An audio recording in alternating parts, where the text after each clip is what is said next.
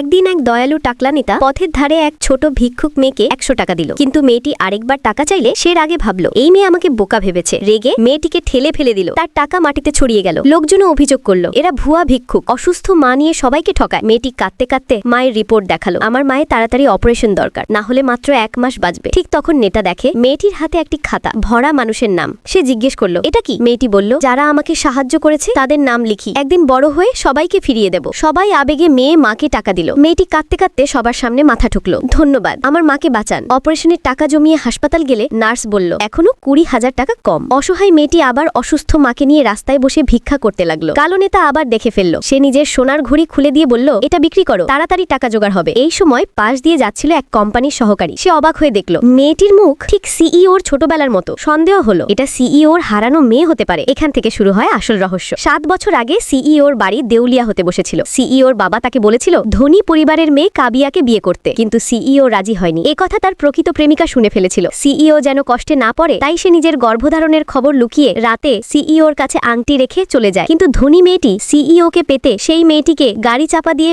মরে গেছে ভেবে আবর্জনায় ফেলে দেয়। কিন্তু মহিলা বেঁচে যায়, স্মৃতি হারিয়ে পাগল প্রায় হয়ে পড়ে এবং এক মিষ্টি কন্যা সন্তান জন্ম দেয়। অন্যদিকে সিইও নিজের চেষ্টায় ব্যবসা দাঁড় করায়। ধনী মেয়েটি 7 বছর ধরে সিইওর পিছনে লেগে থাকে। মিথ্যে রটায় তার প্রেমিকা অন্য পুরুষের সাথে পালিয়েছে। একদিন রাগে সিইও তাকে বলে আবার উল্টাপাল্টা কথা বললে ছাড়বো না। সিইও চলে যেতেই মেয়েটি মাটিতে পড়ে থাকা আংটি পায়। এটা সেই বাগদানের আংটি। রাগে আংটিটা রাস্তায় ফেলে দেয়। ঠিক তখনই ছোট মেয়ে ও তার মা আবর্জনা কোড়াচ্ছিল। মেয়েটির মা আংটিটি দেখে কিছু স্মৃতি মনে পড়ে, সেইটি তুলে হাতেই পড়ে নেয়। মেয়েটি খুশি, এই আংটি বিক্রি করলেই মায়ের অপারেশনের টাকা হয়ে যাবে।